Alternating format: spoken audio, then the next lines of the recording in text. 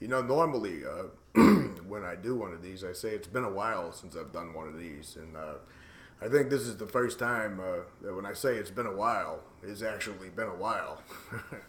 But anyway, in regards to what was going on with me the last time I put a video up, I'm a lot better now. I mean, it was a rough winter. I mean, from October through almost December, I was like chronically sick, and I got laid off and a whole bunch of other things. And I've got a bunch of interviews lined up right now, so I've been really busy with that. All of it looks kind of promising and even better than the last place, so maybe that was a blessing. But video I was going to touch on today is from an article on LinkedIn by, hold on one second, now my computer wants to freeze up just as I get to the point where I want to say something, by Melanie Solomon. She's the author of a book called AA Not the Only Way, and the title of the article, of course, immediately told me I was going to be in agreement with it because it says alcoholism is not a disease. And she opens up with a pretty good quote that I like. It says, "A lie doesn't become truth, wrong doesn't become right, and evil doesn't become good just because it's accepted by a majority." And believe it or not, the same thing goes for science. I was having one of these online discussions with someone, and it's one of those kind of people that I talk to. I don't talk to very many people, but it was someone I was talking to maybe a month or so ago, and we were talking about the fact that when it comes to accuracy and when it comes to science, you really can't go by true and false, right and wrong. It's more about accuracy versus inaccuracy. For instance, a long time ago, when the majority of the scientific community believed that the world was flat, okay, they weren't spreading lies and misinformation, and they weren't really wrong. They were just simply mistaken or inaccurate. And it was to do with, believe it or not, this guy that's all into physics, and I can't really follow physics. I mean, come on, do I look like someone who could understand physics? But somehow or the other, when he gets to talking, even though I don't understand half of what he's saying, it's still funny. But anyway, that's beside the point. But she touches on a few key points here that I guess I had thought about in some different ways, but I hadn't really thought about in depth. And it was occurring to me the other day how, by something someone else had written, and I don't have their name in front of me, otherwise I'd give them the credit, but maybe I'll find their article and I'll post it in the comment section below when I'm done with this video. But they were talking about the scenario, and what she kind of touches upon here, the way that pop culture and what's seeped into our society, or society at large in general, is the idea that alcoholism is a disease and the only solution is AA. I mean, if you walked up to the average person on the street and you said, "I got a bad drinking problem, what do you think I need to do?" Chances are probably pretty likely that unless they had some experience with it themselves, they say, "Oh, you go to AA meetings." I mean, chances are pretty small that if they had no idea about recovery in general, or any background or experience with drug addiction and alcohol treatment in terms of researching it or anything, they probably would not say smart recovery. They probably wouldn't say harm reduction. They probably wouldn't say the Sinclair method. Believe it or not, I had to, when I was seeing my primary care physician during the winter when I was sick, I remember mentioning, just in idle small talk they do when they got the stethoscope on you and they're making you, breathe in and breathe out and all that other stuff. Somehow or the other, I don't remember the context of it all, but I had mentioned the Sinclair method, and this is a primary care physician who I actually happen to like a lot. He's a real good doctor. I've never had any problems with him, but he said, "What's that?" Which is a little bit disheartening to realize how many people in the medical community are not even informed about all the different options that are out there. The only thing I do hate about it is, ever so often, because he had to access my charts and he had to access my medical history, and of course I had a lot of emergency rooms and a few other things over the years, and occasionally, he'll say, "Are you going to AA meetings?" And I mean, as long as he don't push it, and as long as he don't give me any flack about it, I just tell him, generally, well, I did for a while, but it didn't help me and I left. And he doesn't push the topic. It's really sad how misinformed the medical community is about that, and I'll get to that in a second. But back to what I was saying about pop culture and the way that it seeped in, the way that AA has seeped in to almost like what Richard Dawkins once called memes, scientist Richard Dawkins. And when I say memes, I'm not talking about the pictures, that are all over Twitter and Facebook and the GIFs. I'm talking about, it was a scientific term that he used in one of his very first books way back in the 70s. And he was talking about knowledge that we acquire almost as a collective, knowledge we acquire without having to be taught that, knowledge that we acquire, like a community you live in, and how you kind of just sort of adopt certain mannerisms, traits, or behaviors, with all the things around you, that you don't have to be taught to do that.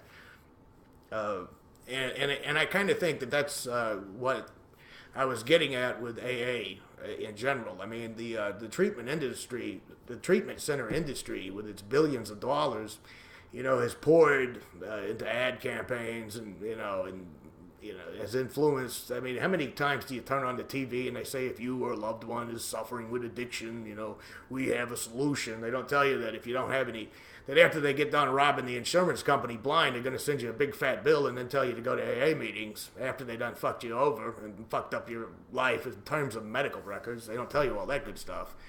But, like the television movies, I remember like back in the 1980s, they used to have these, what they called after-school specials. This was during, the big war on drugs and everything. But you would, you see the plots were all the same. The teenager, he smokes some pot, he drinks some liquor at a party, and then the next thing you know, he's doing like heroin and cocaine within a week, and then, it always ends the same way. He's in, the 12-step program, and it's always led by a professional psychiatrist. It's never shown how it really is. And it's never shown, none of the so-called discussions you see on TV when these people are talking even remotely looks like a real AA meeting. And those of you out there that know what a pile of shit AA is, you know what I'm talking about.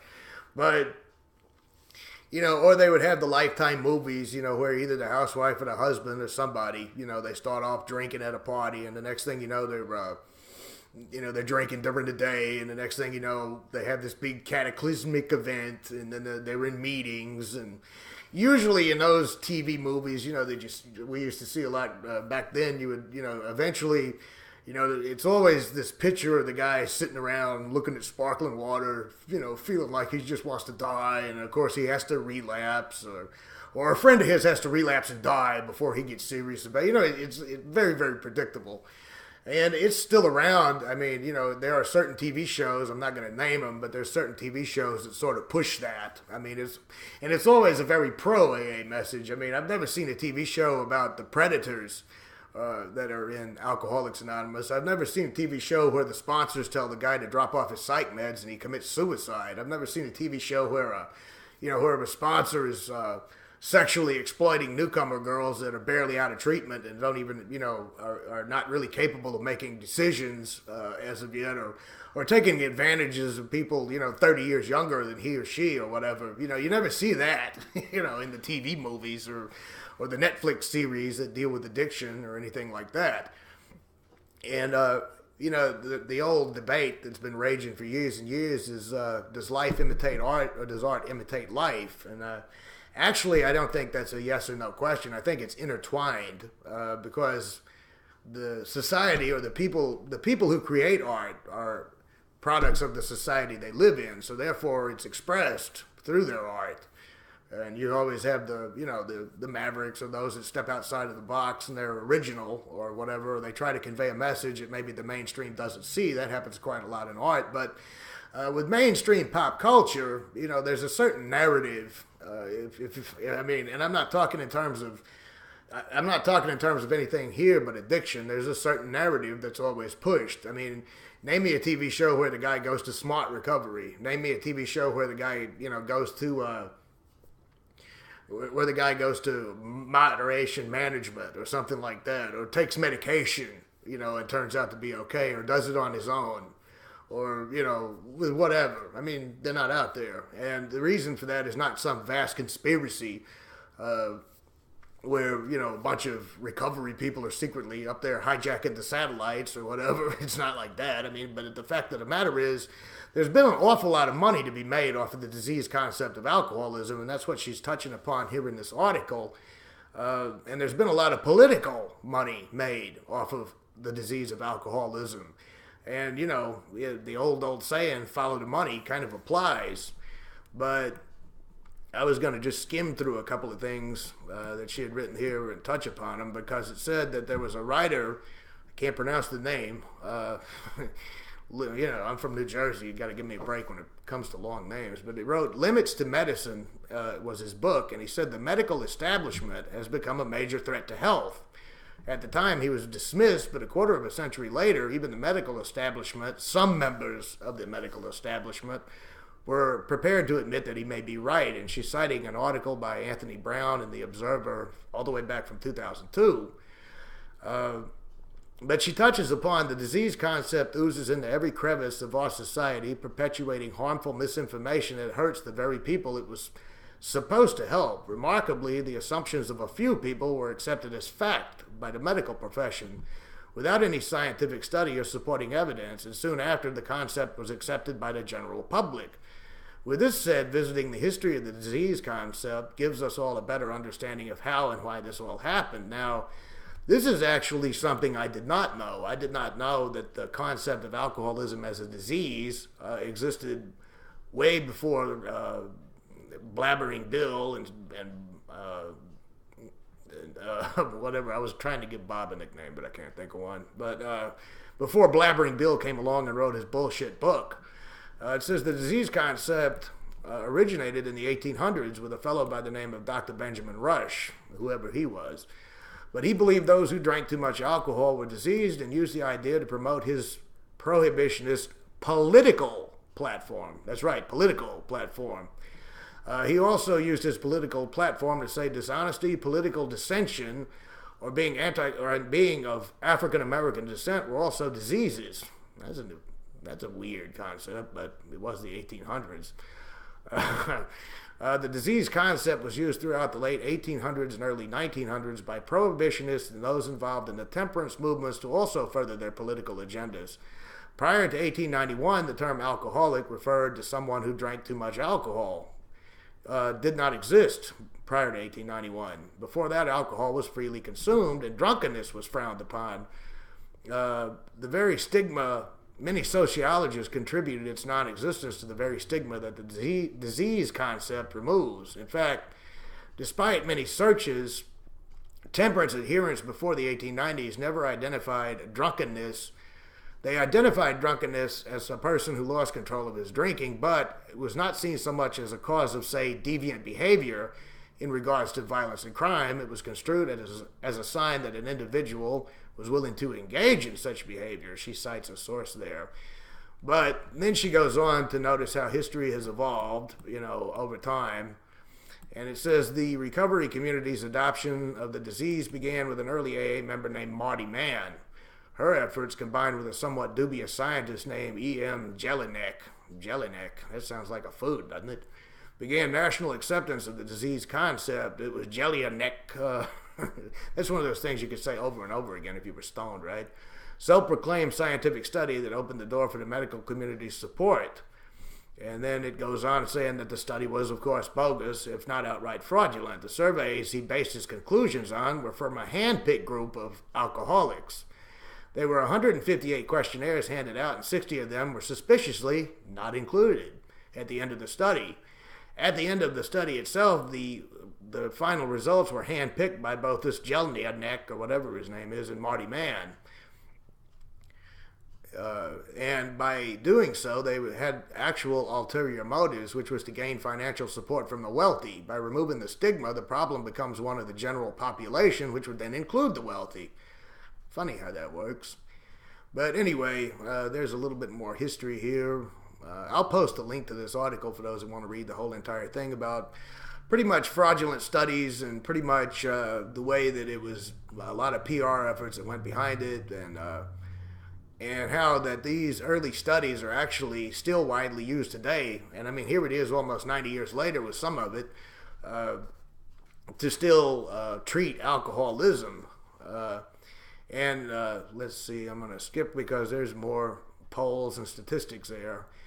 And this is kind of the rub of what I wanted to get to with this video. It says, with respect to alcoholism, it's beyond the grasp of logic for medical professionals to prescribe 12-step meetings attendance as a remedy for an incurable medical ailment.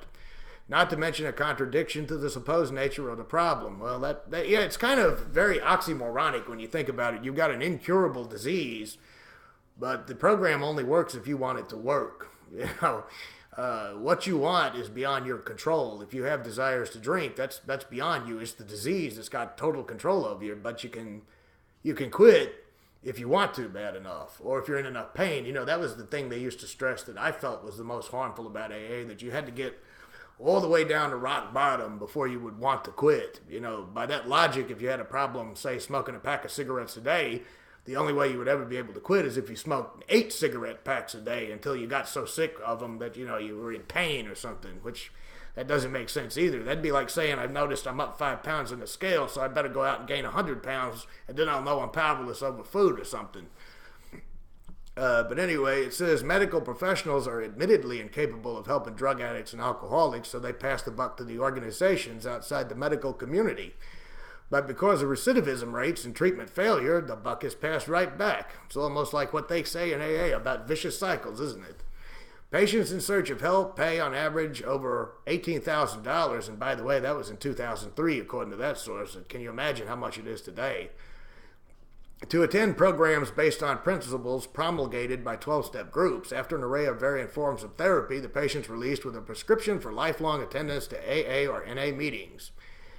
And in those groups, they are told that they can only live one day at a time, and that they should never be fooled into believing they can be cured. And if they don't attend meetings, they will inevitably fall prey to their disease doing push-ups in the parking lot. Now, according to these people, now I'm paraphrasing through this point. I'm not reading word for word. I don't feel I should need to, really. But the disease as described by 12-steppers, and this is kind of weird, it's an all-powerful, all-knowing, separate entity that's out to kill you. But with some thought, one realizes this idea sort of contradicts itself. If someone's powerless, they would, by definition, not be able to control themselves, not even one day at a time, not even 1 hour at a time. And a natural assumption would be that the classification of a disease, and she makes sense here, is that diseases have symptoms that can be measured or observed. You know, like when I had the flu, for example, I mean, I had all the symptoms before I even got to the doctor and got my throat cultured and the tests or everything. I mean, I had the fever, I had the chills, I had the sweating, I had the, vomiting, I had all that kind of stuff. I mean, it's actual physical symptoms, which, I mean, you could argue that drinking enough alcohol makes you ill, but that doesn't mean that drinking alcohol in of itself is an illness, in other words. And the majority of diseases in general, even mental diseases, can fit the requirement. And, well, mental illness is not referred to as disease, actually, which is weird because by the way AA does it, then, if you were bipolar, you've got a disease that only a higher power could cure. Or, if you had schizophrenia, you've got a disease that only a higher power can cure. Then again, AA has such a vague definition of what a disease is. They talk about it being spiritual. I'm not aware of any other affliction, be it mental, be it physical, in the 21st century that's treated by spiritualism. I mean, granted, if a person finds some comfort or solace in some type of spiritual practice that helps them with their mental state, along with their treatments or whatever, it's one thing. But I don't think anybody, today is like reading the future, looking at bird guts, or whatever, or divination. I mean, I don't think anybody's saying if you got a headache, you got an evil spirit around you somewhere and you got to go bang some rocks together and, kill a chicken or something and then the headache will go away. I mean, but it says the supposed disease symptoms, they're only discovered after you've been consuming alcohol. Now, there are health risks, dangerous behaviors, and repercussions. They materialize after the alcohol is consumed and not before, which, is a sign of maybe addictive behavior or an addiction problem, but it wouldn't necessarily mean you've got a spiritual malady, which only a complete psychic change can cure, or whatever their blabbering crap is. For instance, well, she mentions here cancer, and it used to annoy me when they would say if someone has cancer, all are sorry for them, and no one gets hurt, but not so with us alcoholics. In other words, because they were drunk, and I was a drunk. I'm not knocking anybody being drunk, but I mean, it's kind of insulting to say because I was a drunk, I have it harder than a freaking cancer patient. I mean, that kind of that used to always piss me off. I mean, what am I supposed to do? Go to a cancer ward and say, buddy, I know what you're going through there with that lung cancer and that 3 months to live diagnosis because I was a drunk, because I have a disease too. And I have it harder than you because all are sorry for you and no one's hurt. I mean, what an arrogant fucking thing for these assholes to say. But it goes on to talk about the criteria for diagnosing alcohol abuse. But it doesn't use any physical measurable symptoms, which is a little bit strange. It only requires social and legal problems. In other words, if you got a DUI, you're an alcoholic. Even though you might have just had one too many beers one night and you just happened to get pulled over and you could probably drive home anyway, but you blew a little bit over the limit, but you're probably an alcoholic now.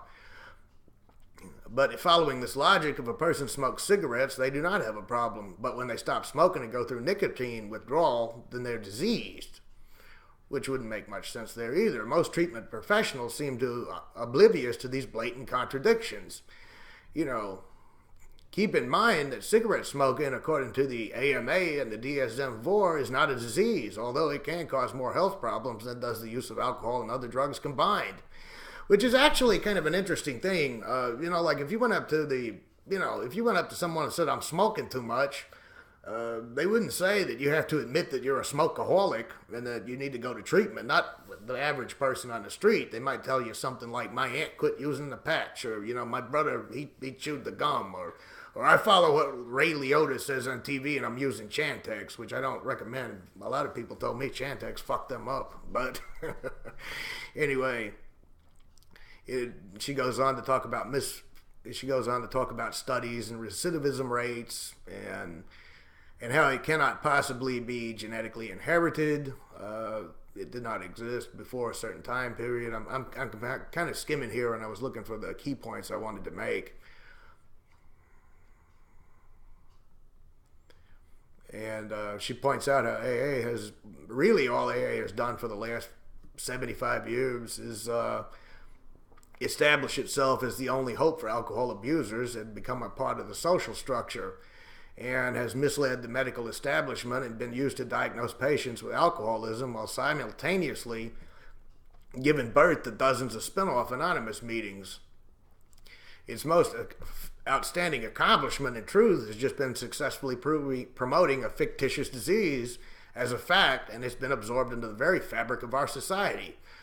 But although its intentions are synonymous with help in the mind's eye of the public, its lies and manipulations have damaged society overall, cost taxpayers billions of dollars, and cost families the lives of their loved ones.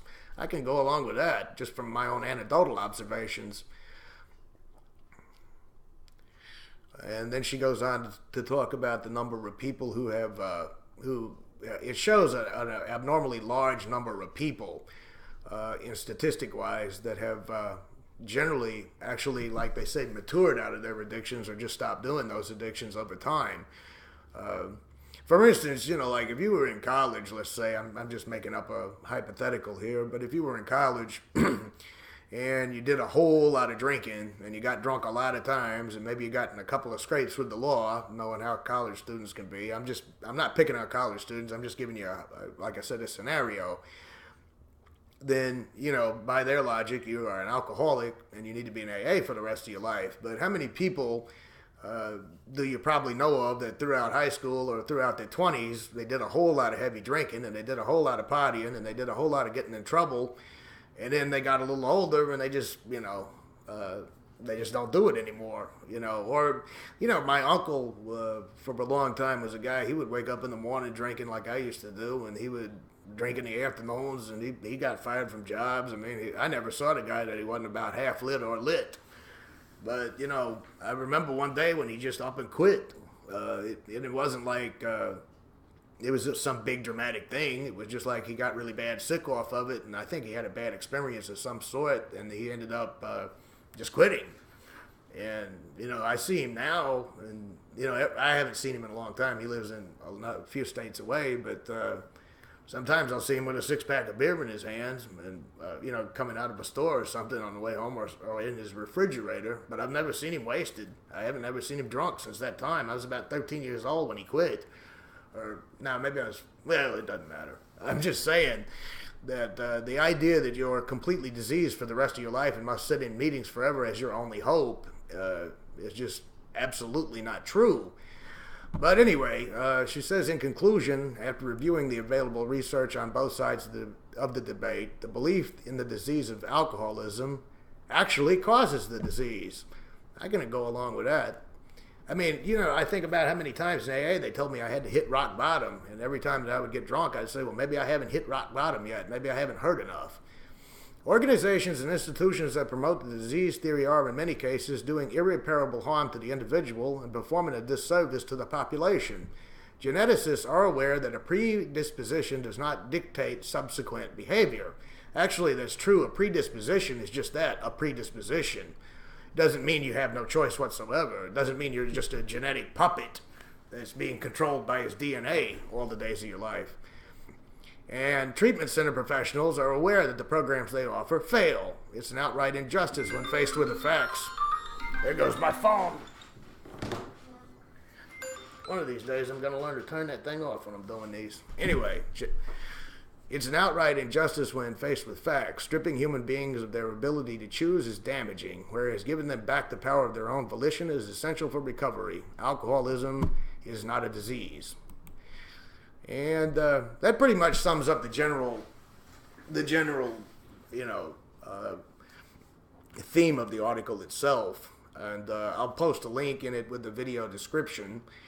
And I guess I've talked a little bit too long now. It's like at 26 minutes on this thing. But it kind of feels good to be back in good health again. You never do realize, and that's a real disease. Pneumonia is a real freaking disease. I mean, of the two, if I had to pick between, having a drink or having pneumonia and losing my voice and not being able to function or walk or get out of bed, I think I'd choose having a beer or something, I mean, and bronchitis is a disease.